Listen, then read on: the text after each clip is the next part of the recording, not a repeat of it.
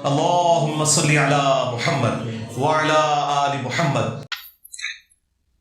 کیا وہ مسلمان اور خصوصاً غیر مسلم جن تک دعوت دین صحیح طریقے سے نہیں پہنچی، کیا وہ بھی اپنی جہالت کی وجہ سے جہنم میں جائیں گے؟ پہلے تو ایک بنیادی بات سمجھ لیں، اگنورنس کوئی ایکسکیوز نہیں ہے قیامت کے دن اللہ کے حضور۔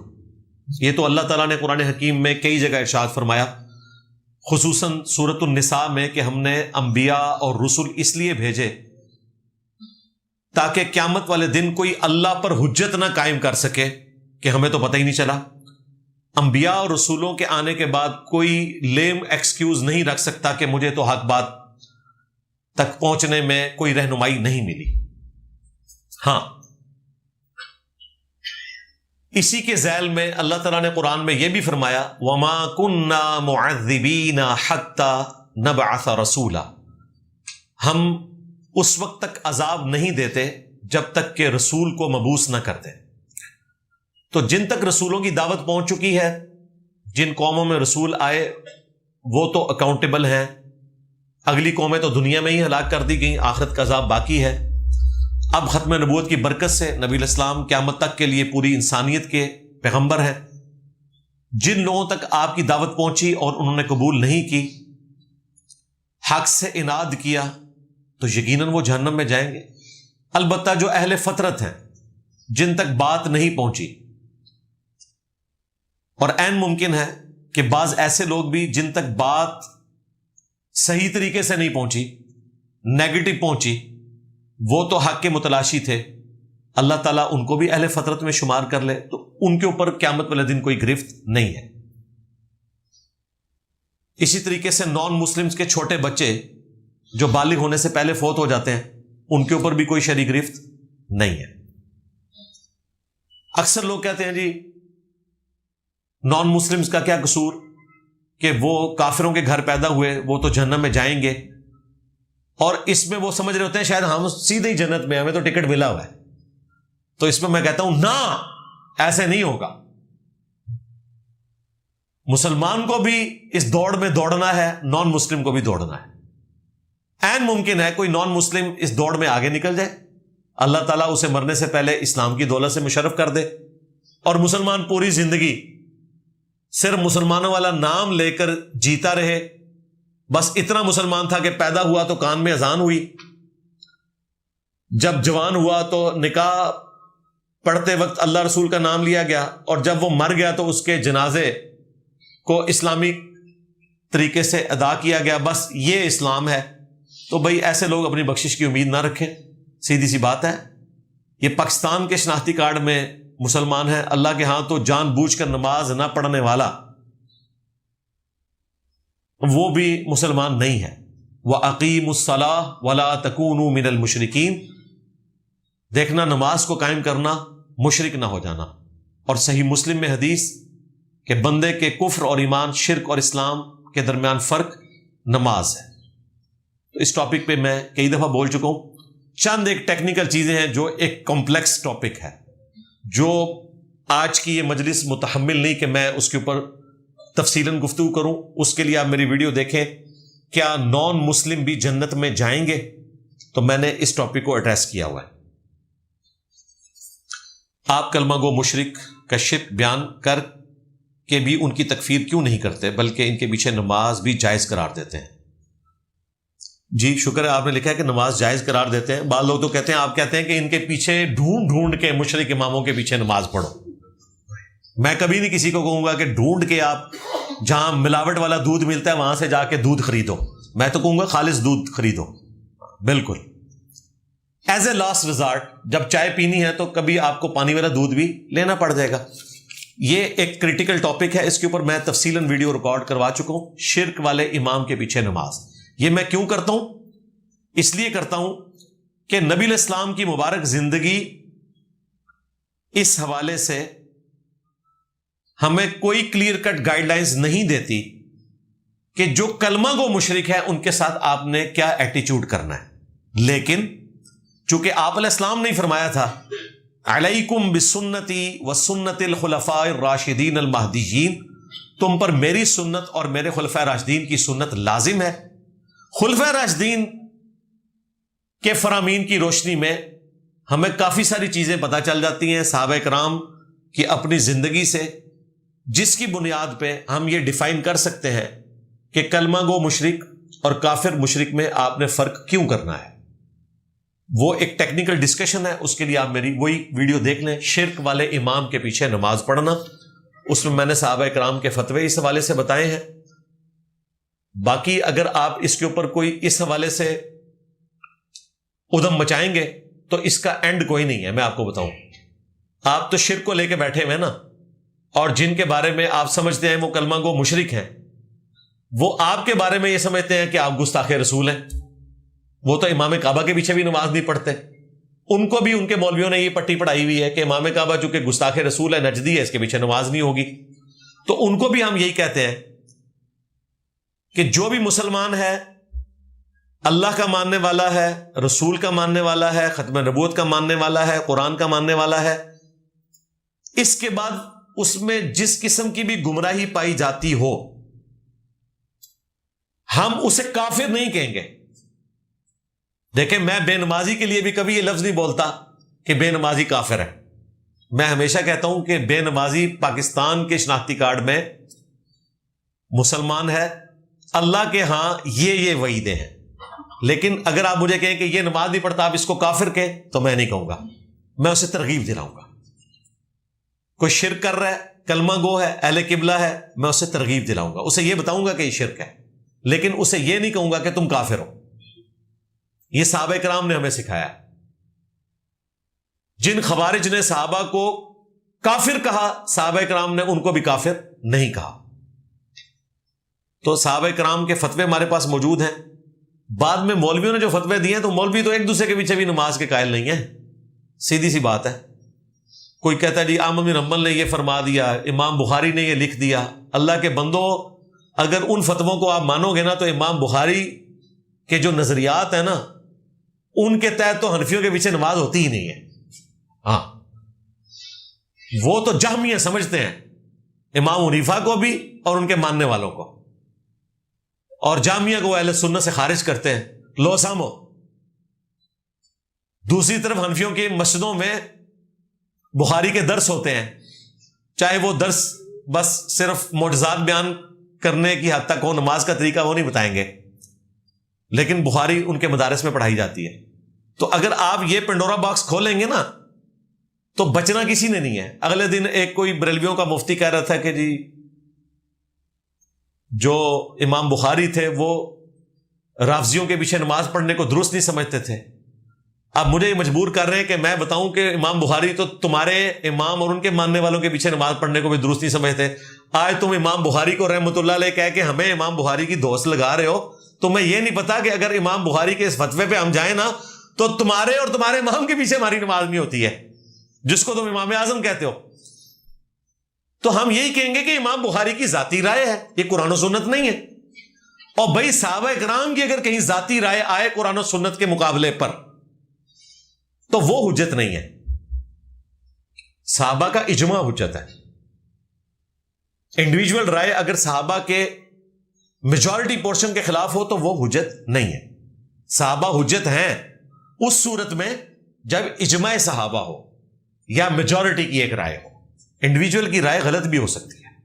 تو میں تو خلفائے راشدین سے پیش کرتا ہوں کہ وہ اپنے مخالفین کو اہل بدعت ہونے کے باوجود، تکفیری سوچ ہونے کے باوجود، ان کے مخالفین کی جو تھی ان کو مسلمان سمجھتے تھے. تو خلفائے راشدین کی پیروی کا حکم نبی اسلام نے ہمیں دیا ہے الحمدللہ. قرآن میں اللہ فرماتا ہے کہ اس کے مثل کوئی چیز نہیں، جبکہ سورۃ النور میں اللہ تعالیٰ نے مثال بیان فرمائی. تو دونوں باتیں اپنی جگہ درست ہیں. ہاں، اگر یہ بات میں نے کی ہوتی تو کسی مولوی نے کلپ بنانا تھا کہ انجینئر صاحب پہلے تو یہ کہتے تھے اب یہ کہتے ہیں.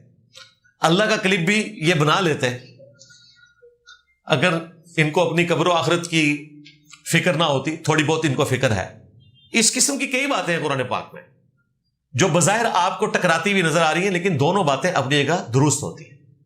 یہ جو اللہ نے فرمایا نا کہ اللہ کی مثل کوئی شے نہیں ہے، یہ ان معنوں میں ہے کہ اللہ تبارک و تعالیٰ کی جو کوالٹیز اللہ تعالیٰ قرآن میں بیان کرتا ہے وہ صرف تمہاری سمجھ کے لیے بیان کی جاتی ہیں، ورنہ اس کی کوئی مثال دی نہیں جا سکتی۔ قرآن میں ہے اللہ السمیع البصیر ہے، سننے والا، دیکھنے والا۔ ہم سب بھی الحمدللہ سننے والے، دیکھنے والے۔ یہ بھی قرآن کہہ رہا ہے کہ ہم نے انسان کو پیدا کیا اور اس کے بعد اسے سننے کی، دیکھنے کی صلاحیت عطا کی، سورہ الدہر میں آتا ہے۔ لیکن اللہ کا دیکھنا اور سننا، ہمارا دیکھنا اور سننا، اس میں فرق ہے۔ سمجھانے کے لیے الفاظ کامن ہیں، سمیع اور بصیر ہمارے لیے بھی، نبی علیہ السلام کے لیے آیا بالمؤمنین رؤوف الرحیم، رسول اللہ مومنین کے لیے رؤوف بھی ہیں، رحیم ہے۔ اور اللہ تعالیٰ کے لیے بھی قرآن میں الرؤوف الرحیم آیا، ہم وہ الف لام کے ذریعے اس کو خاص کر دیتے ہیں، لفظ تو وہی ہے رؤوف الرحیم، الرؤوف الرحیم۔ لیکن اللہ کا رؤوف الرحیم ہونا اور اس کی مخلوق کا رؤوف الرحیم ہونا، اس میں فرق ہے۔ اللہ کا ذاتی ہے، انسان کا عطائی ہے۔ اللہ کا لا محدود ہے، ہمارا محدود ہے، اور پھر اس کیفیت کو ہم سمجھ نہیں سکتے۔ ہمارا سننا کانوں کا محتاج ہے، اللہ کا سننا کانوں کا محتاج نہیں ہے۔ ہمارا دیکھنا آنکھوں کا محتاج ہے، اللہ کا دیکھنا آنکھوں کا محتاج نہیں ہے۔ ہماری زندگی روح کی محتاج ہے، اللہ کی زندگی، اللہ بھی تو زندہ ہے، الحی القیوم، وہ روح کی محتاج نہیں ہے۔ تو سمجھانے کے لیے ہم ملتی جلتی مثالیں بیان کر دیتے ہیں ریزیمبلنس کے طور پر۔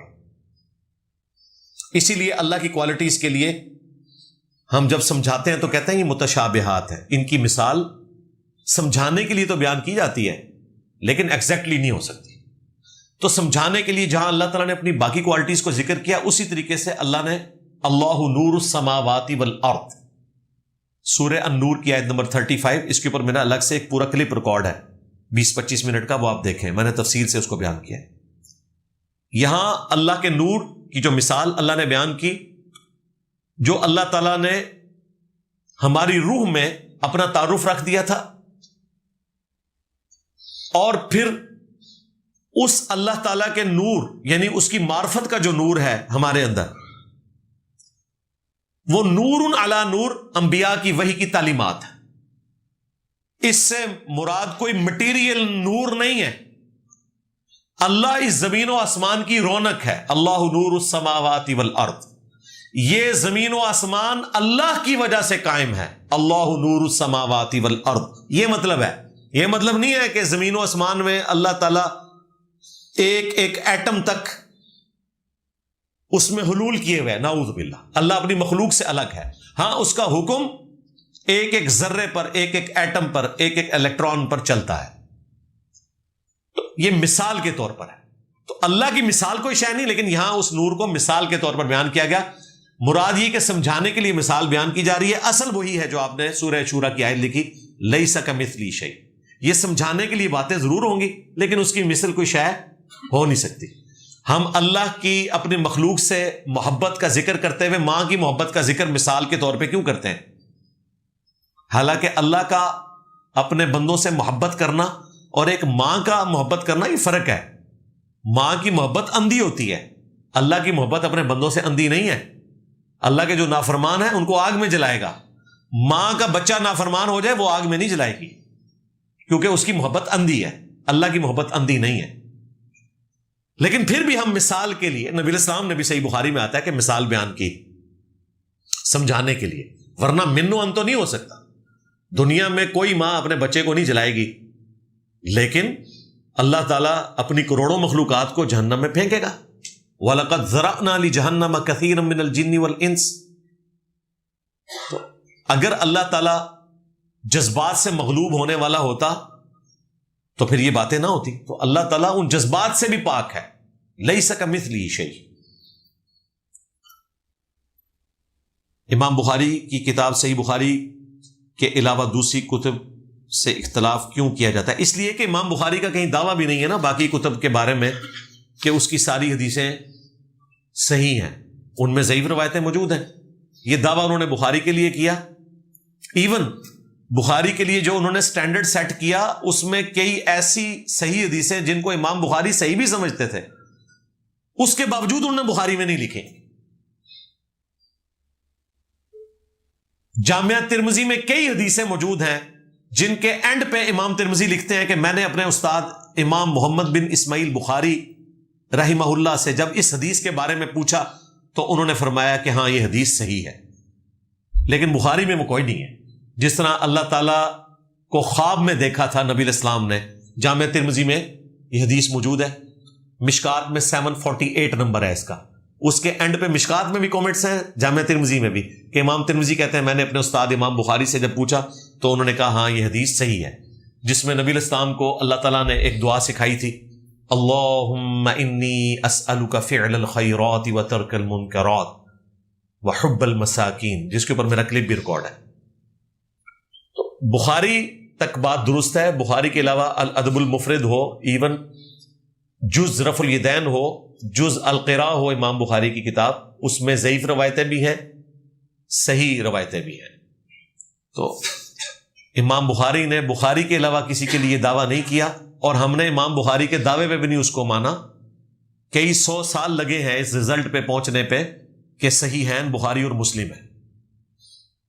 یہ نہ سمجھیے گا کہ بخاری کے کہنے پہ اس کو صحیح مان لیا ہوا ہے, ذہن میں رکھیے گا. ورنہ تو صحیح بخاری میں کئی اقوال ہیں صحابہ کے, تابعین کے, جن کو ہم درست نہیں سمجھتے کیونکہ ان کی اسناد بیان نہیں ہوئی. تو امام بخاری نے اگرچہ ان کو نقل کیا لیکن ہم انہیں حجت نہیں مانتے. صرف متصل الاسناد جو احادیث ہیں وہ صحیح ہیں. اس کے لیے آپ میری ویڈیو دیکھیں, انٹروڈکشن آف حدیث. ایک اور ویڈیو ہے صحیح مسلم کا مقدمہ, اور ایک تیسری ویڈیو ہے مشکات المصابیح کا تعارف. وطن پرستی کیا سچ میں شرک ہے؟ آج میں نے تھوڑا سا اس کو ڈسکس کیا. میں نے جب اس کے اوپر لیکچر ریکارڈ کرایا نا تو آپ سب نے مجھے پھر ڈاکٹر اقبال کا گستاخ کہنا ہے. ٹھیک ہے, دیکھیں ایک مولویوں کے فرنٹ مین نے میرے بارے میں بات کی کہ جی وہ ڈاکٹر اقبال کے بارے میں یہ کہہ دیا انہوں نے. میں نے پھر پورا لیکچر ریکارڈ کروایا کہ دنیا کا کوئی بندہ نہیں چھوڑا جس کے اوپر ڈاکٹر اقبال نے تعریفی نظم نہ لکھی ہو, چاہے وہ بابا گرو نانک ہو, چاہے وہ ڈکٹیٹر ہو اٹلی کا مسولینی, چاہے وہ لینن ہو جو رشین انقلاب لے کر آیا تھا, چاہے وہ کارل مارکس ہو, ہر بندے کی, چاہے وہ صوفی شیخ احمد سرندی مجدد الفسانی نہ ہو, اس کی بھی تعریف کی ہوئی ہے. حاضر ہوا میں شیخ مجدد کی لحد پر, وہ شرکیہ باتیں انہوں نے لکھی ہیں. وہ ہر بندے سے متاثر ہو جاتے تھے اور اس کی تعریف کرتے تھے. پھر یہ پتہ کیا کہتے ہیں, نہیں جی وہ زندگی کا آخری کلام دکھائیں, اور سارا آخری جے, ہاں یہ یورپ سے آنے کے بعد کیا سارا کلام ہے جو انہوں نے یہ ساری تعریفیں کہی ہوئی ہیں. ابلیس کی مجلس شورا جس میں انہوں نے کارل مارکس کی اتنی تعریف کی ہے, یہ ان کی آخری نظموں میں سے. اچھا, اقبالیات کے جو ماہر ہیں نا وہ تو اس چیز کو ڈاکٹر اقبال کی خوبی بنا کے پیش کرتے ہیں, اور میرے نزدیک بھی خوبی ہے کہ اگر ان کو کوئی اچھی بات لگتی تھی تو وہ اس کو اچھا کہتے تھے, چاہے وہ غلطی ہو. ٹھیک ہے, لیکن یہ لوگ ان کو ایک کوئی محدث مفسر بنا کر پیش کرتے ہیں, علامہ کہتے ہیں, حالانکہ ان کے پاس کسی مدرسے کی ڈگری نہیں. اب کہیں سوال ہوا ہے نا ایک مفتی سے, اس نے کہا کہ جی ہم جو علامہ کہتے ہیں تو یہ ان معنوں میں نہیں کہتے, ہم بھی ان کو کوئی مولوی نہیں سمجھتے, نہ کوئی عالم دین مانتے ہیں. کل تک تو تہاڈی ہر تقریر انہوں نے شعر نال ہوندی ہے, آج تسی کہندے سی مندے ہی نہیں ہے. اب تو کئی لوگوں نے ان پہ کفر کے فتوے بھی لگائے اور بات بہت آگے تک چلی گئی, وہ آپ کو پتہ ہی ہے. تو یہ ڈاکٹر اقبال کی جو شاعری ہے یہ ان کی زندگی تک کے لیے ویلڈ تھی. ان تازہ خداؤں میں بڑا سب سے وطن ہے, وہ اس وقت کسی امید میں تھے کہ شاید امپائرز واپس آئیں گی, لیکن ورلڈ وار 2 کے بعد انسانیت نے اجماع کر لیا ہے کہ اب امپائرز نہیں بنے گی, اب وطن بنیں گے, نیشن سٹیٹس ہوں گی. سب سے بڑی امپائر گریٹ برٹن تھی انسانی ہسٹری کی, جس میں سورج بھی غروب نہیں ہوتا تھا. آسٹریلیا پہ بھی حکومت تھی, افریقہ میں بھی. دنیا کا اینڈ سارے کا سارا گریٹ برٹن کے پاس تھا, اور آج ہمارے پنجاب سے بھی چھوٹا ہے یو کے. ختم ہوگی امپائر, ہمیں بھی آزادی مل گئی. اللہ نے ہٹلر کو مسلط کیا, وہ خود تو جنگ ہارا لیکن ان کو بھی اتنا کمزور کیا کہ الٹیمیٹلی ان کو ہمیں آزادی دینی پڑی, اور اللہ تعالیٰ نے ہمیں سب کانٹیننٹ میں 2 ملک دے دیے, انڈیا، پاکستان، اور بعد میں خیر بنگلہ دیش بھی اسی میں سے نکلا. اب ہیں کنٹریز، آج کی ریالٹی ہے. لہذا پاکستان کی جو فوج ہے وہ کسی زمینی خطے کی حفاظت کے لیے نہیں ہے، وہ یہاں پر رہنے والے 20 کروڑ سے زیادہ مسلمانوں کی حفاظت کے لیے ہے جو اس زمین پر آباد ہیں. وہ آپ کے بزرگ ہیں جو ہواؤں میں اڑتے ہیں اور سمندروں میں تیرتے ہیں. انسان جو ہے نا وہ زمین پہ ہی رہتے ہیں، اور زمین کے خطے کی حفاظت جو ہوتی ہے وہ اس لیے نہیں کی جاتی کہ زمین سے محبت ہوتی ہے، وہ اس لیے کہ وہاں پر رہنے والے لوگوں کو سیکیورٹی دی جاتی ہے. لہذا پاکستان کی فوج اگر بارڈر پہ لڑتی ہے تو وہ پاکستان میں رہنے والے مسلمانوں کی حفاظت کے لیے لڑ رہی ہوتی ہے. ان کا تو سلوگن ہے ایمان، تقوی، جہاد فی سبیل اللہ. یہ 3 ان کے بڑے سلوگنز ہیں. تو یہ کہنا کہ یہ زمین کے لیے لڑ رہے ہیں اور اسلام میں لسانیت کی بنیاد پہ، قبائلیت کی بنیاد پہ، زمین کی بنیاد پہ جنگ نہیں ہو سکتی، یہ اس سسٹم کے لیے تھا جس سسٹم میں واقعی لوگ زمین کے اصول کے لیے لڑتے تھے، جو اللہ معافی دے آپ کے بڑے کرتے رہے ہیں. سلطنت عثمانیہ ایک قبیلے کی حکومت تھی، اس کی ایکسپینشن تھی. ارطغرل غازی ورنہ اپنے لوگوں پر تو ظلم نہ کرتے، کعبے میں 4 مسلح تو نہ ڈالتے. بنو عباس، بنو امیہ، یہ حکومتیں ایک سپر پاور کی ایکسپینشن تھی، ورنہ اپنے لوگوں پر تو ظلم نہ کرتے. اہل البیت پہ تو ظلم نہ کرتے، یہ لوگ مسلمانوں کا قتل عام تو نہ کرتے. ہم انہیں صرف مسلمان حکومتیں مانتے ہیں، اسلامک حکومتیں نہیں مانتے. خلفائے راشدین تک بات درست تھی، اس کے بعد سب مسلمان حکومتیں، اسلامک حکومتیں نہیں ہیں. تو ان کو تو آپ یاد کر کر کے روتے ہیں. اور جو واقعی جینوئنلی اس وقت اسلام کے نام کے اوپر ملک بنا ہے، آپ کہتے ہیں زمین کی حفاظت ہو رہی ہے، تو یہ جو مدینہ شریف کے گرد خندق کھودی گئی تھی غزوہ احزاب میں، جسے غزوہ خندق کہتے ہیں، تو کیا وہ مدینہ شریف کی حفاظت کے لیے نہیں تھا؟ تو یہ کیا کہیں گے؟ جی مدینہ شریف کی حفاظت کے لیے تھا کیونکہ اس میں عورتیں اور بچے رہ رہے تھے. تو یہاں پر آج 20 کروڑ سے زیادہ مسلمانوں کی عورتوں اور بچوں کی پناہ گاہ نہیں ہے یہ ملک. نیا تماشا لگایا ہوا ہے. دلیل پوچھتے ہیں قرآن و سنت سے، یہ کہتے ہیں جی ان تازہ خداؤں میں بڑا سب سے وطن ہے، جو اس کا پیرہن ہے وہ مذہب کا کفن ہے. او بھائی یہ باتیں درست تھی نیشن سٹیٹس بننے سے پہلے. آج دنیا کی پالیٹکس چینج ہو چکی ہے، اس دنیا میں جیئیں. آپ تو وہی کام کر رہے ہیں جو اگلے دن ایک اہل حدیث مولانا کا کلپ آیا، وہ کہہ رہا ہے آج کل تو جہاد ہے ہی نہیں ہے، کیونکہ حدیث میں تو ہے کہ گھوڑوں کی پیشانی پر اللہ تعالیٰ نے برکت رکھ دی ہے، اور قرآن میں ہے کہ گھوڑے تیار رکھو. وہ کہہ رہے ہیں جب تک یہ سارے آلات جنگ ختم ہو کے دوبارہ سے انسان گھوڑوں اور تلواروں کے زمانے میں نہیں آتے، جہاد ہے ہی نہیں ہے. لو سامو، اس اہل حدیث مولانا کی سوچ میں اور اس قسم کے موٹیویشنل سپیکرز یا شاعروں کی سوچ میں کوئی فرق نہیں ہے. وہ بھی غیر علمی بات کر رہے ہیں، یہ بھی غیر علمی بات کر رہے ہیں. تو نکلیں بھائی اس دنیا سے باہر. ٹھیک ہے، آؤں میرا کلپ بناؤ جی. جو انجینئر صاحب جو ہے وہ ڈاکٹر اقبال کی بھی غلطیاں نکالنا شروع ہو گئے. تو پریکٹیکلی تو مان چکے ہیں نا ہم ساری چیزیں، کہ نہیں مان چکے؟ ساری کہانیاں نکلی، سارے جھوٹ نکلے. ٹھیک ہے، عقیدوں کی بھی خرابیاں نکلی، معاملات کی بھی خرابیاں نکلی. میری زبان بند رہے. مولا علی کا جنازہ کس نے پڑھایا تھا؟ المستدرک للحاکم میں آتا ہے کہ حسن ابن علی نے پڑھایا تھا آپ کا جنازہ. کیا سلیمان فارسی؟ سلیمان فارسی نہیں ہے، سلمان فارسی ہے. سلیمان جو ہے وہ قرآن میں آیا انہو من سلیمان وانہو بسم اللہ الرحمن الرحیم. یہ پیغمبر کا نام ہے، انگریزی میں سلیمان کہتے ہیں، سلیمان. اور ایک صحابی ہے سلمان جن کے بارے میں جھوٹ مشہور ہے جی 350 سال عمر تھی. کہانی 350 سال کوئی عمر نہیں تھی انہوں نے. سلمان تو وہ اس میں یا نہیں آتی، وہ سلمان. تو یہ ہے سلمان فارسی کو آزاد کروانے پر رسول اللہ صلی اللہ علیہ وآلہ وسلم نے کوئی باغ لگایا تھا. مجھے نہیں اس بات کی سمجھ آئی، آزاد کروانے پر کیا مطلب؟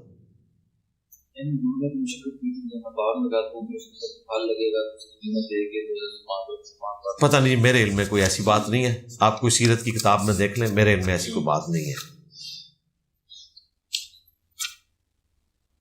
ہاں، سلمان فارسی کے بارے میں جو حدیث میں آیا وہ بخاری مسلم میں آیا کہ نبی الاسلام نے آپ کے کندھے پر ہاتھ رکھ کر آپ کی حوصلہ افزائی کی تھی کہ دین اگر ثریا ستارے کی چوٹی پر بھی ہوتا تو فارس کے لوگ وہاں سے حاصل کر لیتے.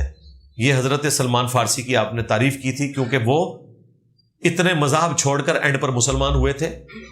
آتش پرست تھے، یہودی ہوئے، پھر کرسچن ہوئے، پھر نبی الاسلام کے بارے میں سنا مسلمان ہوئے. یعنی انہوں نے بھی اتنے فرقے بدلے تھے. میرے بارے میں کہتے ہیں انجینئر صاحب پہلے ایسا پتہ نہیں کیا ہو کے مرن کے.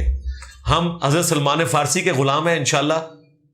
جس دین پر انہیں موت آئی اتنے مذاہب بدل کے، ہم تو پھر بھی مسلمانوں کے فرقے بدلتے رہے ہیں. انہوں نے تو مسلمانوں کے باہر والے فرقے بدلے ہوئے تھے، تو اللہ نے ان کو اسلام پہ موت دی. تو اللہ کا شکر ہے ہم نے تو آنکھ ہی اسلام میں کھولی ہے الحمدللہ. سلمان فارسی نے اسلام میں آنکھ نہیں کھولی تھی، ہم نے تو اسلام میں ہی آنکھ کھولی ہے. تو اسلام کے اگر فرقے گھومے ہیں تو اسلام پہ ہی انشاءاللہ تعالی اللہ تعالی ہمیں موت دے. ہماری یہ دعا ہے، آمین. آپ ختم نبوت میں شراکت کرنے والوں کو کافر کہتے ہیں جبکہ اللہ سے شرک کرنے والوں کو کافر کیوں نہیں کہتے؟ یہ بات ان سے پوچھیں جنہوں نے آپ کو یہ پڑھائی ہے. وہ تو کہتے ہیں بریلوی، دیوبندی، اہل حدیث اتحاد ایک تسبیح میں پرویا گیا. تو یہ اہل حدیث جن کو مشرک کہتے تھے کل تک بریلویوں کو اور دیوبند کو، وہ تو کہہ رہے ہیں ہم تسبیح میں پروئے ہوئے ہیں. یہ تو سوال ان سے ہونا چاہیے کہ بھائی قادیانیوں کو آپ کافر کہہ رہے ہیں اور مشرکین کو آپ ایک تسبیح میں پروئے ہوئے ہیں، تو وہ پھر آپ کو وہی مسئلہ بتائیں گے جو میں بتا رہا ہوں کہ کلمہ گو مشرک میں اور کافر مشرک میں فرق کرنا ہے آپ نے. میں نے اس کو چیلنج کیا تھا کہ وہ کہہ دے، بلکہ اس سے پہلے میں نے کہا تھا کہ خادم رضوی صاحب کے لیے دعائے مغفرت کرے، نہیں کروائی اس نے. میں نے کہا تھا یہ کہہ دے کہ بریلوی دیوبندی سب جنت میں جائیں گے. تو اس نے کہا کہ ہاں اگر کوئی بریلوی ہو، کوئی دیوبندی ہو اور شرک نہ کرتا ہو تو جنت میں جائے گا. وہ تو بریلوی بھی یہ کہتے ہیں کہ اگر کوئی اہل حدیث ہو اور گستاخ رسول نہ ہو اور اس کی شکل پہ لعنت نہ پڑ رہی ہو تو وہ جنت میں جائے گا. وہ کہتے ہیں دیکھ لیں شکلیں ان کی نجدیوں کی، ذوالخویسرہ تمیمی والی اتنی لمبی لمبی داڑیاں، آنکھیں دسی ہوئی اور ستھن جناب چھوٹی نہ دی ادھی پنڈلی تک. وہ کہتے ہیں بالکل شکل ہوئی ہے جو بخاری مسلم اس گستاخ دی ہے. گل ادھی ٹھیک ہی کر دے جائے، شکل ملتی ہے وہ نال. وہ آپ کسی بریلوی کی بھی داڑھی اس طرح لمبی کر کے نا اس کی بھی ستھڑ اوپر کروا دینا، وہ بھی آپ کو ذوالخویسرہ تمیمی نظر آئے گا. تو اس پہ پھکی یہ ہے کہ خوارج بھی ٹینڈ کرواتے تھے، اور مولا علی جن کی محبت میں ہم خارجیوں کو خارجی کہتے ہیں وہ بھی ٹینڈ کرواتے تھے. تو اب اس کی وجہ سے مولا علی کو کوئی خارجی کہہ سکتا ہے؟ تو عمل ایک جیسے ہونے سے عقیدے ایک جیسے نہیں ہو جاتے. تو یہ تو ان سے پوچھے نا بھائی. ہمارا نظریہ تو بالکل واضح ہے. آپ نے اس ڈاکٹرن کو سمجھنا ہے تو میری ویڈیو دیکھیں، شرک والے امام کے پیچھے نماز پڑھنا. یہ تو آپ جا کے اب اہل حدیثوں سے پوچھیں کہ قادیانی کیوں کافر ہیں اور جو ایک تسبیح میں پروئے میں یہ مسلمان کیوں ہیں، جبکہ آپ کے سارے بڑے ان کو مشرک کہتے ہیں، ان کو بھی ان کے بڑوں کو بھی.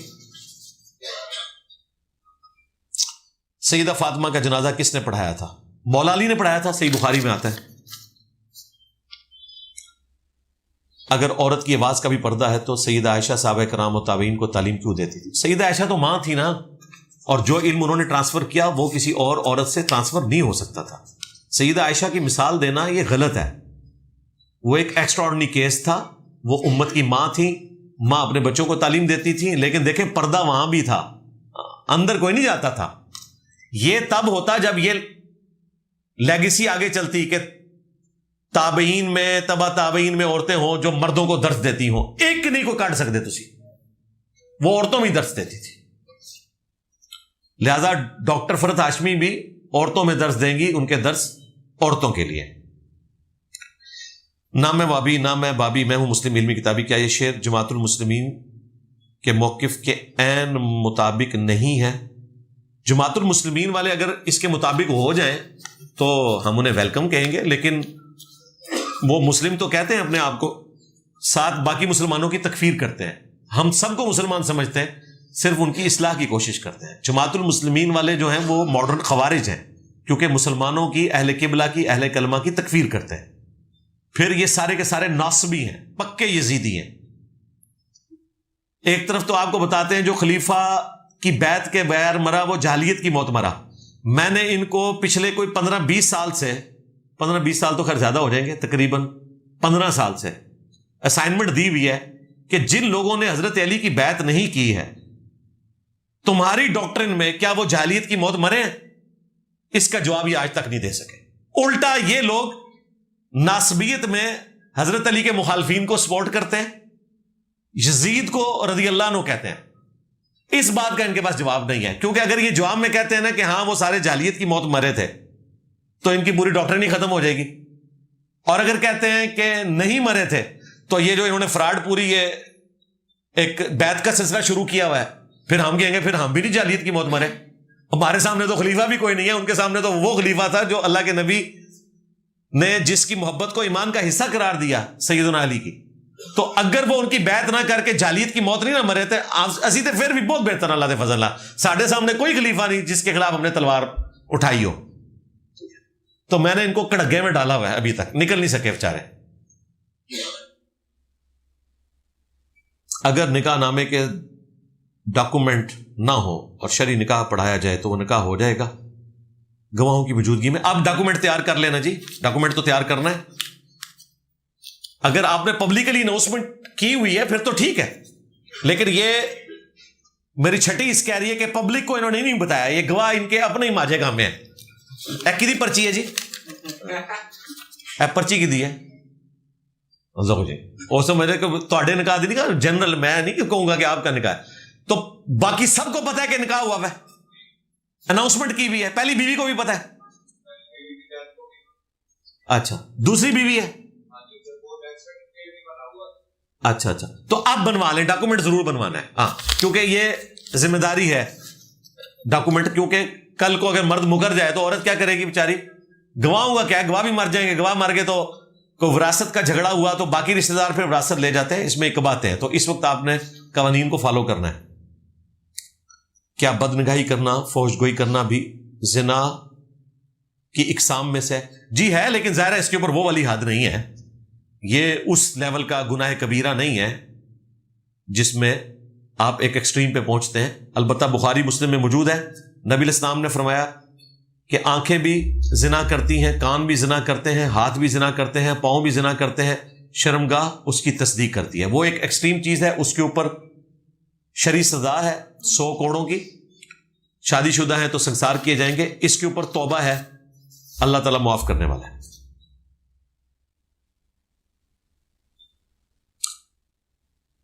U S A based call centre حلال ہے یا حرام؟ کیونکہ اس میں ہم انشورنس سیل کرتے ہیں. اگر تو صرف انشورنس کا کام کر رہے ہیں پھر تو آپ نہ کریں.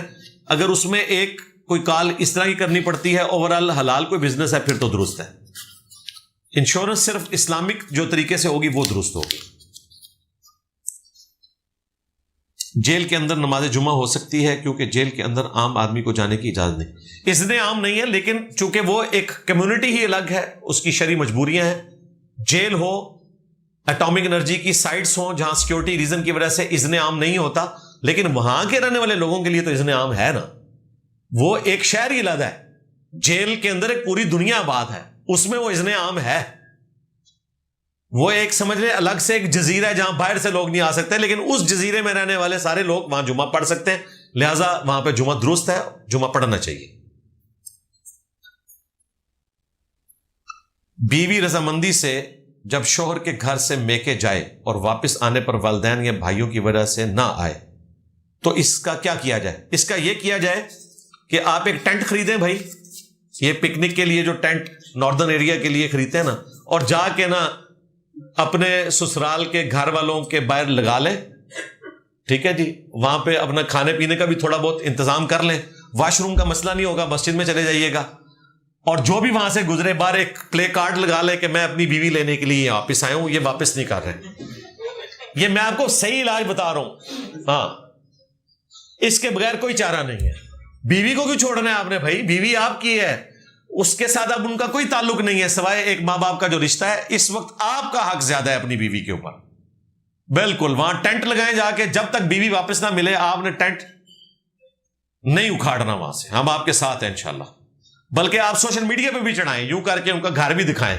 میں کہنا جی تھوڑے پیری پہن کے آ کے کہ جناب ہے لے جاؤ.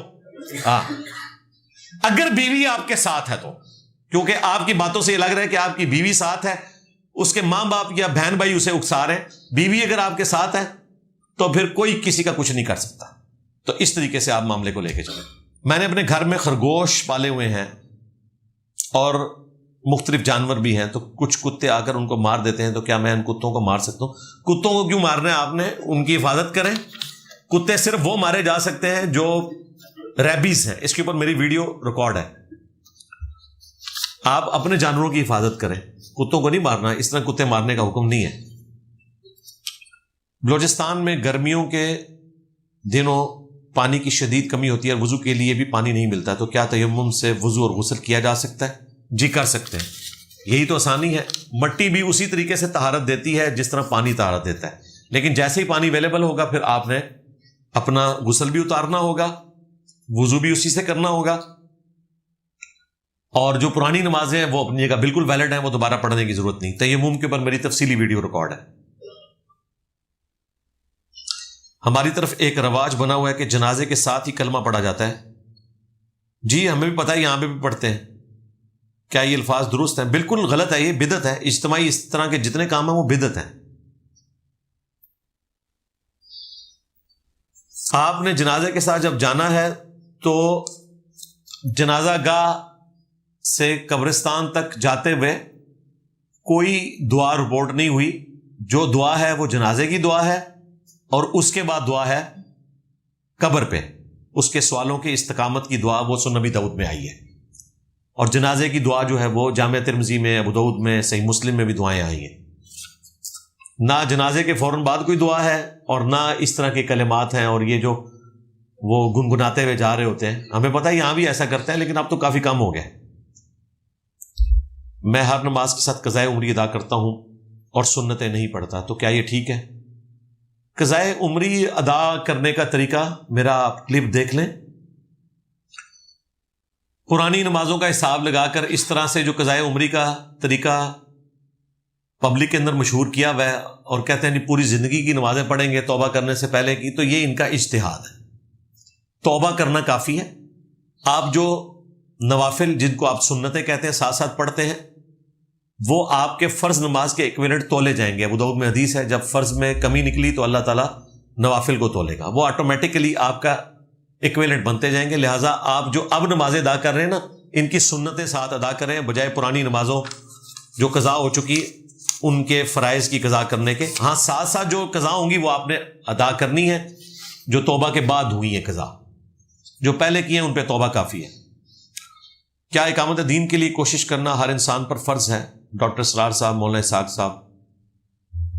یار یہ سوال تقریباً ہر ایک پبلک سیشن میں آتا ہے، کیونکہ یہ بڑا مزے والا سوال ہے. تو اس کے لیے آپ اقامت دین اور انجینئر محمد علی مرزا لکھیں، میری ویڈیو کھل جائے گی انشاءاللہ.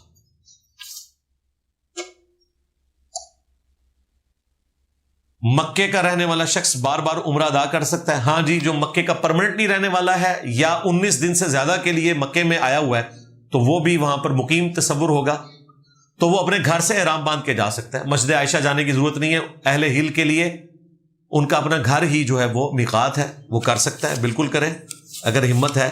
ہر دفعہ اگر اپنی اس نے ٹنڈ چھیلنی ہے تو ضرور چھیلے. اس میں پھر بہتر یہ ہے کہ پہلی دفعہ قصر کروا لیں، بال چھوٹے کروا لیں، اگلی دفعہ جو ہے وہ آپ حلق کروا لیں، تو 2 عمرے اس طرح آپ کر لیں. باقی اس تردد میں پڑھنے کی بجائے طواف کعبہ کریں.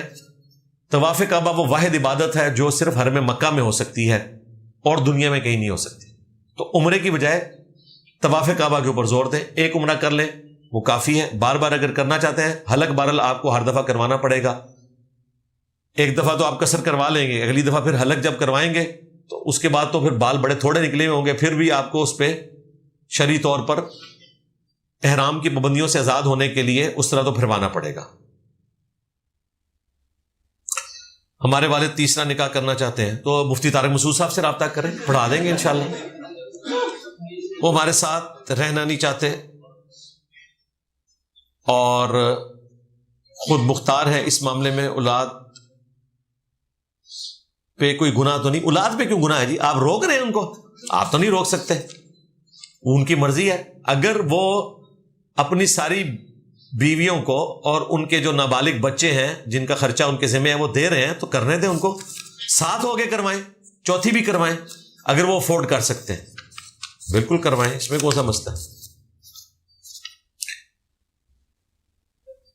میت کو غسل کے بعد نماز جنازہ سے پہلے کون سے کلمات پڑھنے چاہیے ہیں؟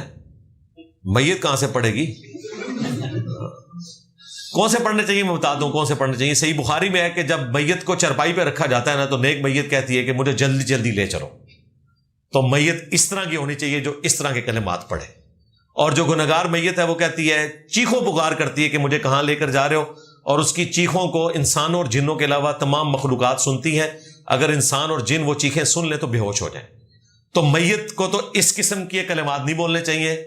اور اگر یہاں میت سے مراد آپ میت کے ساتھ جو جانے والے لوگ ہیں ان کی بات کر رہے ہیں تو ان لوگوں نے نماز جنازہ پڑھنی ہے اور اس کے بعد قبر پہ جا کے دعا مانگنی ہے. بس یہ دعائیں ہیں، قبر پہ سوالات کی، استقامت کی، اور نماز جنازہ میں مغفرت کی دعائیں. علی بھائی لگتا ہے آپ خود کو سب عالموں سے افضل سمجھنے لگے ہیں، لائک ایگو. نہیں، بالکل نہیں ہے. کیسے آپ کو لگا؟ جس دن میرے نام کے ساتھ لکھا ہو مفتی اعظم پاکستان، حالانکہ میں اپنے نام کے ساتھ مفتی اعظم پلانٹ ارتھ بھی لکھ سکتا ہوں، کیونکہ مفتی اعظم پاکستان، مفتی اعظم انڈیا، بریلوی دیوبندی اہل حدیث کے میرے بارے میں ایک جملہ بھی نہیں بولتے. چھوٹے بولتے ہیں فیم کے لیے، بڑے اس لیے نہیں بولتے کہ انہیں پتا ہے کہ گل ٹھیک پہ کرتا ہے. مثلا مفتی منیب صاحب مجھے یہ کہیں گے کہ جو تم دیوبندیوں کے بارے میں باتیں کر رہے ہو یہ غلط کہہ رہے ہو، کہیں گے بالکل ٹھیک کہہ رہے ہو. مفتی تقی عثمانی صاحب مجھے یہ کہیں گے کہ جو تم بریلویوں کی غلطیاں ہائی لائٹ کر رہے ہو یہ غلط کام کر رہے ہو، کبھی بھی نہیں کہیں گے. یا ہمارے جو ساجد میر صاحب تھے رحمہ اللہ تعالی، وہ مجھے یہ کہیں گے کہ تم جو نماز کا طریقہ رفع الیدین کے ساتھ بتاتے ہو اور بریلوی دیوبندیوں کا رد کرتے ہو یہ بڑا غلط کام کر رہے ہو، وہ کہیں گے بالکل ٹھیک کام کر رہے ہو. تو بڑے مانتے ہیں کہ ٹھیک کام کر رہا ہے. تو میں نے تو اپنے آپ کو کبھی مفتی اعظم نہیں ڈکلیئر کیا، میں تو لکھتا ہوں انجینئر محمد علی مرزا جو میں ہوں. جو مفتی لکھ رہے ہیں وہ تو خود بتا رہے ہیں ہمارے پاس ڈگری کوئی نہیں ہے. مفتی طارق مسعود صاحب نے خود کہا کہ میرے استاد نے مجھے ڈگری نہیں دی ہوئی. انہوں نے کہا کہ علم ہوگا تو خوشبو پھیلے گی، اور اگر علم نہیں ہوگا تو ڈگری سے کوئی فائدہ نہیں ہے. وہ کہتا ہے میرے پاس ڈگری نہیں ہے. بالکل ٹھیک کہہ رہے ہیں، یہاں علم کی خوشبو ہے پوری دنیا میں پھیل رہی ہے جہلم سے. تو یہ تو ان سے پوچھیں کہ آپ لوگ مفتی کیوں لکھ رہے ہیں بھائی ڈگری کے بغیر؟ تو وہ کہیں گے بھائی ہمیں اجازت ملی ہوئی ہے، ہم اس فیلڈ کے ایکسپرٹ ہیں. اور ایکسپرٹ صرف یہ ہوتے ہیں کہ وہ بتاتے ہیں کہ فقہ حنفی میں فلاں بزرگ نے اس مسئلے کو یوں لکھا ہے. قرآن و حدیث سے فتویٰ نہیں لکھا ہوتا، آپ یہ فتوے پڑھ کے دیکھ لیں. تو میں تو ایسا نہیں کرتا، جو میرے پاس ڈگری ہے میں وہ لکھ رہا ہوں. اور میں تو آپ نے کہیں دیکھا ہے کہ میرا کوئی کلپ اپلوڈ ہوا ہو اور تھم نیل کے اوپر میرے نام کے ساتھ حافظہ اللہ لکھا ہو یا دامت برکاتم عالیہ لکھا ہو؟ بالکل نہیں. تو میں تو بالکل سمپل انجینئر محمد علی مرزا یہ لکھتا ہوں. افضل سمجھنے والی بات نہیں. اگر غلطی نکالنا افضل سمجھنا ہے تو مجھے بتائیں اعلی حضرت نے جس مسئلے میں امام حنیفہ کا رد کیا ہے مدینے کے حرم ہونے کے مسئلے میں، اعلی حضرت تو مدینے کو حرم مانتے تھے اور امام حنیفہ مدینے کو حرم نہیں مانتے تھے. تو کیا اعلی حضرت اپنے آپ کو امام حنیفہ سے افضل سمجھتے تھے؟ لو سامو تو یہ کیا کہیں گے کہ نہیں جی علمی اختلاف ہے، ورنہ ان کا تو کوئی کمپیریزن ہی نہیں ہے. تو علمی اختلاف کا یہ مطلب نہیں ہوتا کہ ہم افضلیت والا معاملہ کر رہے ہیں. باقی یہ جو ایگو والا معاملہ ہے، ایگو تب ہوتی جب میں نے کوئی فرقہ چندہ بک لانچ کی ہوتی، کوئی مسجد ہوتی، کوئی مدرسہ ہوتا. میں کہتا انہوں نے چندہ نہ دیو منو دیو. میں جب 1 روپے کا آپ کا روادار نہیں ہوں تو میں نے اس سے زیادہ کیا کمایا ہے؟ میں نے اپنی لائف ونریبل کی ہے، اپنی فیملی کی لائف ونریبل کی ہے، اپنے ٹیم ممبرز کی لائف ونریبل کی ہے. میں نے تو اس سسٹم سے کچھ نہیں حاصل کیا. نہ میں نے کوئی جداد بنا لی، نہ کوئی چندہ بک بنا لی. تو مجھے بتائیں وہ کون سا بینیفٹ ہے جو میں اس سے حاصل کر رہا ہوں؟ ایک بینیفٹ بتائیں جو میں نے اس سے حاصل کیا ہو. الٹا میں ان ساروں کے نام جو ہے وہ احترام سے لیتا ہوں. یہ تو لانتی سمجھتے ہیں ایک دوسرے کو، کافر سمجھتے ہیں. تو کوئی اللہ کا شکر ہے میں اپنے آپ سے ان کو افضل نہیں سمجھتا. ہاں یہ ضرور ہے کہ میں اپنے اسٹوڈنٹس کو ان سے افضل سمجھتا ہوں، یہ بات صحیح ہے. کیونکہ ہمارے جو اسٹوڈنٹس ہیں انہوں نے رسول اللہ کی محبت میں صلی اللہ علیہ وآلہ وسلم اپنے بزرگ بابوں کو چھوڑا ہے. اور یہ جتنے بڑے بڑے مفتی ہیں یہ قرآن و حدیث پڑھ کے بھی اپنے بابوں کی پجاری ہیں، رسول اللہ تک نہیں پہنچے. لہٰذا میں یہ مانتا ہوں کہ ہمارے اسٹوڈنٹس ان سے بہتر ہیں. لوزامو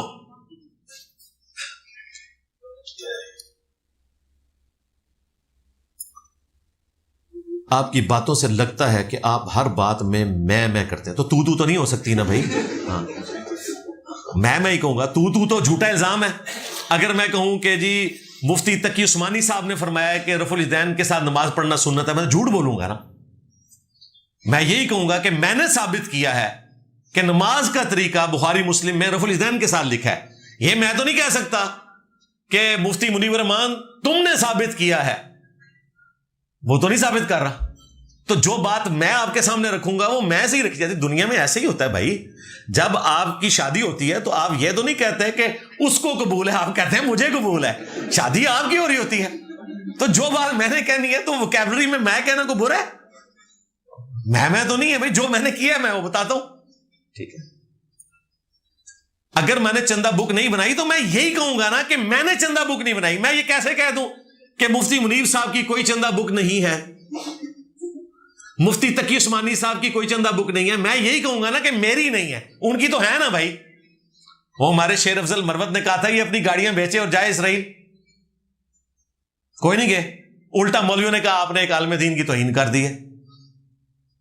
یعنی ان سے اگر یہ کہہ دیں کہ آپ جو لوگوں کو مشورے دے رہے ہیں خود کریں تو کہتے ہیں توہین ہو گئی ہے. تو بھائی جو میں بات کروں گا وہ میں سے ہی ہوگی نا. آپ جب آپس میں بات کرتے ہیں اپنے ماں باپ سے، بیوی بچوں سے، تو آپ تو کر کے بات کرتے ہیں کہ میں کر کے کرتے ہیں؟ اپنی بات کو میں کے ذریعے آگے رکھا جاتا ہے نا. ہاں، اگر ہم کہیں اپنی ذاتی رائے کو یہ کہیں کہ یہ قرآن و حدیث پر مقدم ہے تو آپ ہم پہ 4 تکبیریں اسی دن پڑھ دیجئے گا. ہم یہ کہتے ہیں کہ قرآن و سنت میں یہ لکھا ہے. اب اسے ڈسکور جب میں نے کیا ہے تو اس کا کریڈٹ میں لوں گا. بھائی آپ کو صدیوں سے یہ بتا رہے تھے کہ بغلوں میں بت رکھ کے آتے تھے، رفع الیدین ہوتا تھا. یہ تو کسی حد تک کاؤنٹر کیا اہل حدیث نے، لیکن ایک پوائنٹ ایسا تھا جو اہل حدیث بھی کاؤنٹر نہیں کر سکے. وہ یہ کہ جو رفع الیدین کرتا تھا اس کو بریلوی دیوبندی کہتے تھے کہ ابھی تو اس نے رفع الیدین شروع کیا ہے، ان قریب یہ قادیانی ہو جائے گا. آج تک کوئی اہل حدیث سے کاؤنٹر نہیں کر سکا تھا. تو میں نے بتایا، اہل حدیث نے نہیں بتایا، یہ میں نے بتایا کہ قادیانی تو حنفی ہیں، حنفی بریلوی، حنفی دیوبندی، حنفی قادیانی. جب یہ میں نے ایکسپلور کیا تو کریڈٹ میرا ہے. مجھے بتائیں مجھ سے پہلے کس نے کہا ہے کہ قادیانی جو ہے حنفی ہیں؟ صرف قادیانیوں نے کہا ہوا ہے کہ ہم حنفی ہیں، بس. اب ہم بتا سکتے ہیں کہ مندے پہ جائے کہ تو ہی پر آ جائے. ہاں، تو میری زبان نہ کھلوایا کریں.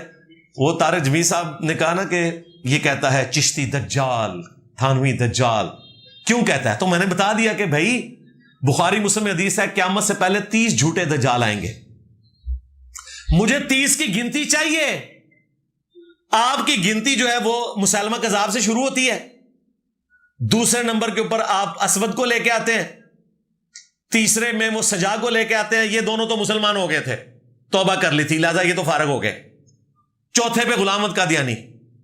4 بندے حالے تک تسی ثابت کر سکے ہو پوری امت جنہوں نے دعوی نبوت کیتا ہے. او 3 سن کتنے گئے؟ او اگے پیچھے ویکھو، اوہی نہ ہون. ہاں، جنہوں میں پہ کہنا وا لو سامو، او میں 30 کی گنتی اپنے نبی کی پوری کر رہا ہوں. اللہ کے بندو، تہاڈی گنتی 4 دے آگے ختم ہو گئی، وہ بھی 2 مسلمان ہو گئے سن. تو منو مجبور کرتے ہوتے، پھر میں تو 3 کی گنتی پوری کر رہی ہے نا. کتنے لکھے ہے بھائی؟ بخاری مسلم دونوں میں لکھا ہے 30 جھوٹے دجال پیدا ہوں گے. اور ترمذی ابو داؤد میں آگے الفاظ ہے انا خاتم النبیین لا نبی بعدی، میں خاتم النبیین ہوں، میرے بعد کوئی نبی نہیں ہے. تو منو چھیڑ دیو تو پھر میں تو پتا ہے میں چھڑدا نہیں ہے. بجائے اس کے کہ فلسطین کے لوگوں کے ساتھ کھڑا ہوا جائے، آپ انہیں ہجرت کرنے کا کہہ رہے ہیں. کیا یہ بے انصافی نہیں ہے؟ نہیں، بے انصافی نہیں ہے. میں تو فلسطینیوں کے ساتھ کھڑا ہوں. وہ ہجرت کر کے بارڈر پہ آ گئے ہیں کہ ہمیں یہ مارتے ہیں، ہم نے وہاں نہیں رہنا. میں تو فلسطینیوں کے ساتھ کھڑا ہوں. آپ باندھ کے مروا رہے ہیں فلسطینیوں کو. آپ کہہ رہے ہیں نہیں واپس جاؤ اس زمین کے ٹکڑے پہ. یہاں کہتے ہیں پاکستان کے زمین کے ٹکڑے کی حفاظت کرنا یہ وطن پرستی ہے. دیکھو کتنے گیا میرا دماغ. اتنے سانو ڈاکٹر اقبال نے شعر سنا دینے، ان تازہ خداؤں میں بڑا سب سے وطن ہے. یہ فلسطین والوں کو بھی سناؤ نا، ان تازہ خداؤں میں بڑا سب سے وطن ہے. تو وطن واپس نہ جاؤ. ادھر دیکھیں ان کا ایمان ڈیفرنٹ ہے. یہ موٹیویشنل سپیکرز اپنی باتوں میں پکڑے جاتے ہیں. ادھر کہتے ہیں یہ وطن پرستی جو ہے وہ کفر ہے. غلط کہتے ہیں. یہ وطن پرستی نہیں ہے، یہ سرزمین اسلام کے دفاع کے لیے ہے، مسلمانوں کے دفاع کے لیے. وہاں ہم اس لیے کہہ رہے ہیں کہ فلسطینی کہتے ہیں کہ ہمیں مارتے ہیں. آج بھی 30 لاکھ سے زیادہ پناہ گزین کیمپوں میں رہ رہے ہیں فلسطینی. آج سے نہیں، 1948 سے. پھر 1967 میں 3 نسلیں ان کی وہاں پہ گزر چکی ہیں, قبرستان وہاں بن گئے, ٹینٹوں میں رہتے ہیں, کیونکہ واپس جاتے ہیں تو اسرائیلی ان کو مارتے ہیں. شیخ البانی رحمہ اللہ نے اسی لیے فتویٰ دیا تھا کہ مسلمانوں کو چاہیے کہ ہجرت کر جائیں, اور میں نے بھی یہ مشورہ دیا تھا کہ مسلمان ان کو اکوموڈیٹ کریں اپنے ملکوں کے اندر. بلکہ مجھے رات کو تو کسی نے ایک ویڈیو بھیجی ہے, وہی موٹیویشنل اسپیکر صاحب کی, وہ کسی انگلش کی پوڈ کاسٹ میں کہہ رہے تھے کہ جو انڈین آکوپائڈ کشمیر کے مسلمان ہیں ان کو ظلم کی وجہ سے ہجرت کر جانا چاہیے. تو مجھے اس بندے نے کہا دیکھو یہ بندہ آپ والی بات ہی کر رہا ہے, فلسطینیوں کے کیس میں کیا بات کرتا ہے اور اس کیس میں آپ والی بات کر رہا ہے. اب وہ کہیں پرانی کہہ بیٹھا تھا نا, تو وہ اس کے گھاٹے فٹ ہوئی ہے. تو میں نے اپنے ایک بھائی کو بھیجی ہے, میں نے کہا اس کو ذرا دیکھیں اور اس کے اوپر کوئی آپ کام کریں. لیکن بائی چانس آج مجھے تازہ چونکہ وہ رات کو میں نے وہ کلپ مجھے بھیجا تھا تو مجھے یاد آ گیا. تو یہ صرف دیکھتے ہیں کہ اس وقت پبلک کو کس طریقے سے گرمایا جا سکتا ہے, وہ بات کر دیتے ہیں. وہی بات کوئی اور کرتا ہے, اس کے خلاف کوئی کلپ نہیں آتا. اچھا دوسرے بھی بڑی مکاری کرتے ہیں نا, ایسی ڈوئل سٹیٹمنٹ دیتے ہیں. بزرگوں سے انہوں نے چلاکی اور منافقت سیکھی ہوئی ہے. چلے منافقت تو یہ کہیں گے سخت لفظ ہے, دو رخی سیکھی ہوئی ہے. ابھی یہ مفتی طارق مسعود صاحب کہہ رہے تھے کہ جی اگر واقعی یقین ہونا کہ غزہ کے مسلمان وہاں پہ نہیں رہ سکتے تو ان کو ہجرت کرنی چاہیے, اور کوئی مسلمان ملک لے بھی نا ان کو تو پھر وہ بیچارے وہاں ہجرت کر جائیں. اب اسے پتا چل گیا کہ موٹیویشنل اسپیکر نے اور مولویوں کے فرنٹ مین نے میرے خلاف کلپ بنا دینے ساتھ ہی کا, لیکن ابھی تک تو لگ رہا ہے کہ مجاہدین بڑے اچھے طریقے سے لڑ رہے ہیں, اس لیے غزہ کے مسلمانوں کو نہیں نکلنا چاہیے. اور بھائی کہنا کیا چاہ رہے ہو, دونوں طرف کی سٹیٹمنٹ دی. تو میں یہ کام نہیں کرتا. بالکل ہماری اس دعوت حق کے پھیلنے کی وجہ یہ ہے کہ میں گرے ایریا نہیں چھوڑتا. بالکل بلیک اینڈ وائٹ میں جو بات ہے نا ڈنکے کی چوٹ پہ کرتا ہوں. جہاں گرے ایریا اسلام میں ہے میں گرے ایریا رکھتا ہوں کہ میں کلمہ گو اہل قبلہ کو کافر نہیں سمجھتا, نہ کہتا ہوں. اگرچہ میں ان کے عقیدوں کو کفریہ کہتا ہوں, شرکیہ کہتا ہوں, میں انہیں کافر نہیں سمجھتا, کیونکہ ہم نے خلفائے راشدین سے یہی سیکھا ہے کہ جو اہل قبلہ اہل کلمہ ہے, ختم نبوت کا ماننے والا, قرآن کا ماننے والا, اللہ رسول کا ماننے والا, آپ صرف اس کی غلطی ہائی لائٹ کریں گے. جس طرح خوارج صحابہ کو کافر کہتے تھے, صحابہ نے ان کو کافر نہیں کہا. لیکن یہ دو نمبری نہیں میں کروں گا کہ میں ایسی سٹیٹمنٹ دوں کہ وہ اس طرف بھی چلی جائے اس طرف بھی. اسی طریقے سے وہی مفتی صاحب جن کا میں نے آپ کو بتایا کہ وہ غزہ کے مسلمانوں کے بارے میں ڈوئل سٹیٹمنٹ دے رہے ہیں, ان سے پوچھا گیا اسرائیل کی مصنوعات کے بائیکاٹ کے بارے میں, تو انہوں نے کہا کہ جو علماء ہمیں ترغیب دلا رہے ہیں بائیکاٹ, بالکل اس بائیکاٹ کا فائدہ بھی ہوتا ہے اور ہمیں کرنا بھی چاہیے, لیکن اس کا یہ مطلب نہیں میں کہہ رہا ہوں کہ اسرائیلی کمپنیوں کی آپ نوکریاں چھوڑ دیں. بھائی اگر یہ نوکریاں چھوڑ دو گے تو پھر انہی سے دوبارہ بھیک مانگنے کے لیے جاؤ گے. آپ اسے پوچھو تم نے کون سی بات صحیح کی ہے, کون سی غلط. ایک طرف کہہ رہے ہو بائیکاٹ کر دو, دوسری طرف کہہ رہے ہو ان کمپنیوں میں جابس بھی کرو. یعنی کہہ رہے ہیں KFC کا بائیکاٹ کرو, میکڈونلڈز کا بائیکاٹ کرو, اور نوکری بھی KFC اور میکڈونلڈ میں کرو. ڈیول سٹیٹمنٹ, تاکہ اگر کوئی متھے لگے آ کے موٹیویشنل اسپیکر اے سی والے کمرے میں بیٹھ کے ڈالرز بنانے والا, تو انہوں کہنا دیکھو میں کیا ہے نا کہ بائیکاٹ کرنا چاہیے. اور کوئی پڑھا لکھا بندہ آ جائے تو اس کو کہیں میں نے تو دیکھے اس میں کہا ہے کہ اسرائیل کی نوکری آپ نے نہیں چھوڑنی ہے, آپ نے بچوں کو بھوکا نہیں مارنا, آپ کمپنیوں میں جاب کریں, جاب نہیں آپ کو چھوڑنی چاہیے. یہ دو نمبریاں مولویوں کی سیکھیں. یہ وہی ہے کہ قبروں کا طواف تعظیمی کرنا حرام ہے, البتہ اگر برکت کے لیے گردے مزار پھرے تو کوئی حرج نہیں. بارے شریف میں لکھا ہوا ہے, تاکہ کوئی مواحد آئے تو اس کو کہے کہ ہم نے کہا ہے کہ حرام ہے طواف. اور اگر صوفی آ جائے اس کو کہے دیکھیں ہم نے بعد میں لکھا ہے کہ برکت کے لیے گردے مزار پھیر سکتے ہیں. اسی طریقے سے دیوبندیوں نے المحنت میں لکھا ہے ہم بزرگوں کی قبروں اور سینوں سے فیض لینے کے قائل ہیں, ٹیکا نچوڑ کے نہیں, اس طریقے پہ نہیں جو عوام میں رائج ہے, اس طریقے پہ جو خواص کو پتا ہے. اب یہ ڈیول سٹیٹمنٹ, یعنی یہ بتا رہے خواص کا دین اور ہے, عوام کا اور ہے. پوری تصوف اس کے اوپر کھڑی ہوئی ہے کہ آپ نے عوام کو ٹرک کی بتی کے پیچھے لگانا ہے, خود یہ والے کام کرنا ہے, تاکہ کوئی صوفی آ جائے اور وہ کہے کہ آپ نے کہا ہے کہ جی جو عوام میں رائج ہے یہ غلط ہے, وہ کہے کہ دیکھیں ہم نے خواص والے طریقے کو جائز بھی کہا ہوا ہے. اور اگر کوئی دوسری پارٹی والا بندہ آ جائے موائد ٹائپ کا, تو کہیں گے دیکھیں ہم نے لکھا ہوا ہے کہ جو عوام میں رائج ہے ہم اس کو بالکل درست نہیں سمجھتے. Dual statement. اس وجہ سے یہ لوگ بچتے ہیں, اور دوسرا اس وجہ سے بھی بچتے ہیں کہ جو ان کی غلطیوں کی اصلاح کرنے والے لوگ ہیں نا, اللہ کے فضل سے وہ ہمارے اسٹوڈنٹس ہیں. اس لیے وہ ان کو تختہ مشق نہیں بناتے. ہم نے ان کی تربیت کی ہوئی ہے. البتہ ایک چیز کی میں نے اجازت دی ہے کہ آپ نے ان کی میم ضرور بنانی ہے. آپ نے دکھانا ہے کہ یہ بات کرتے تھے اور اس کو اس طرح ٹویسٹ کرتے تھے, اصل بات یہ تھی. وہ میں نے اجازت دی ہے, اور اس میں ان کی بات کو کانٹ چھانٹ کے پیش نہ کیا جائے. جو ان کا عقیدہ ہے وہ آپ پیش کریں, اور وہ آپ دیکھ رہے ہیں کس طریقے سے ان کی میمز بنتی ہیں. کیونکہ ان کو ہماری شریفانہ زبان سمجھ نہیں آتی ہے, ان کو عوامی وہ لینگویج سمجھ آتی ہے جس کے ذریعے ہم ان کو بات سمجھا سکتے ہیں. ہمارے اسٹوڈنٹ پھر کلپ ان کے پورے کانٹیکسٹ کے ساتھ اٹھاتے ہیں اور اس کو فٹ ان کر کے اس کی پوری میم بناتے ہیں اور کہتے ہیں جناب یہ ہو رہا ہے. آپ دیکھیں یہ بھی وہ جو گالیاں دینے والی سرکار ہے, وہ انشاءاللہ تعالی میں یہ جنگ سے نکل لوں, یہ سارے مولویوں کی میں نے لسٹ بنائی ہوئی ہے کس کس کے میں نے ریبٹل کرنے ہیں. ابھی کافی سارے جو ہیں وہ پڑے ہوئے ہیں, ان کو میں نے ریبٹل کرنا ہے.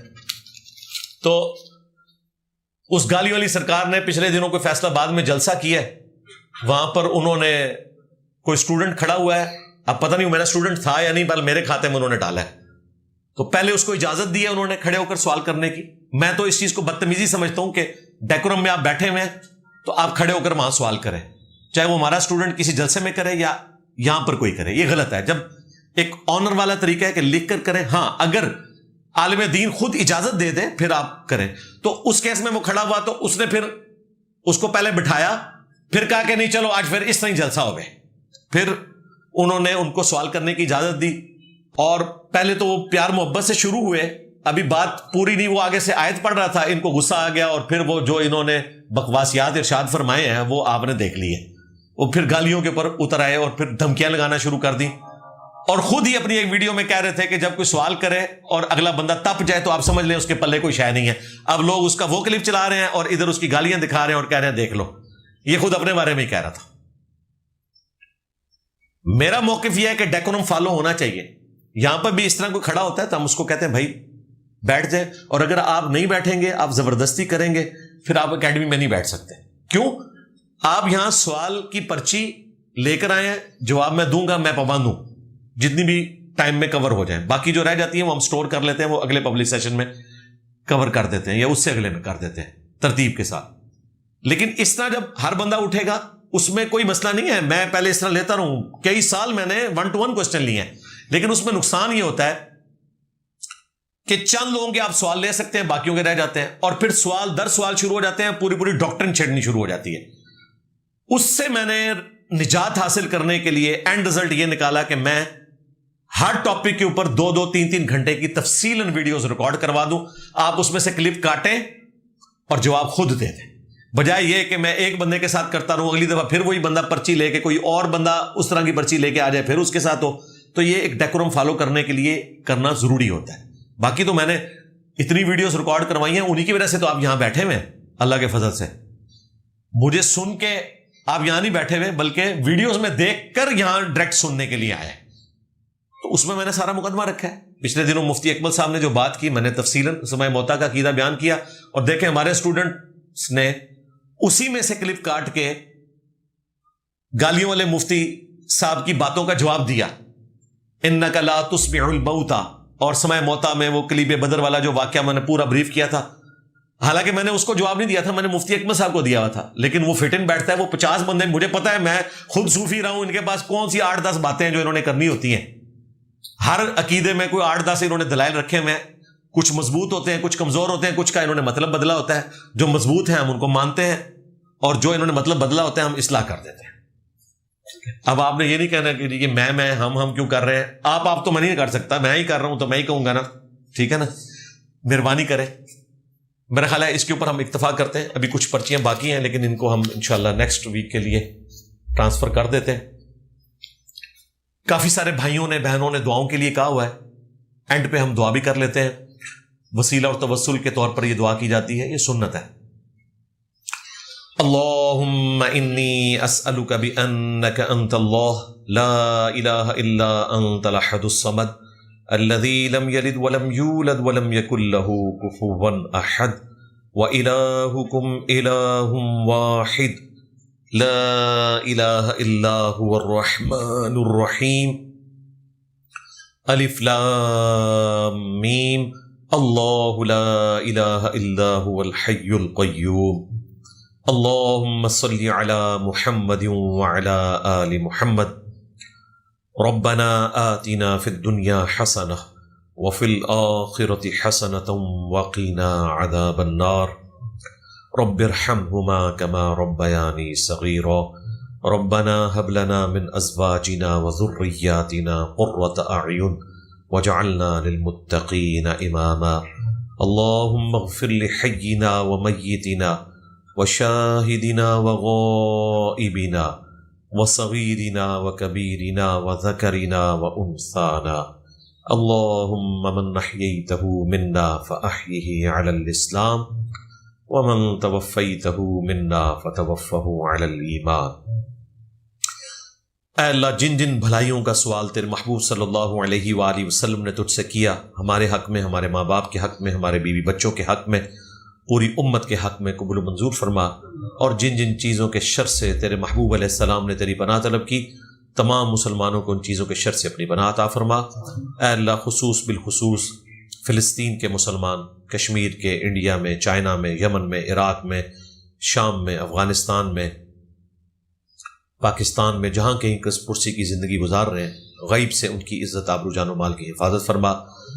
اے اللہ، تمام مسلمانوں کی تمام نیک دلی جائز دعاؤں کو اپنی بارگاہ میں قبول و منظور فرما، تمام بیماروں کو شفا عطا فرما، جو لوگ بے اولاد ہیں انہیں ایسی اولاد نصیب فرما جو ان کے لیے صدقہ جاریہ بنے۔ اے اللہ، ہمیں قبر و آخرت کی تیاری کرنے کی توفیق عطا فرما، مدینہ شریف میں ایمان و عافیت کے ساتھ موت، بقیع غرقد میں مدفن، اور جنت الفردوس میں اپنے محبوب صلی اللہ علیہ وآلہ وسلم کا پڑوس عطا فرما۔ سبحان ربک رب العزت عما یصفون وسلام علی المرسلین والحمد للہ رب العالمین، وصلی اللہ علی النبی الکریم وعلی آلہ واصحابہ اجمعین الی یوم الدین، آمین۔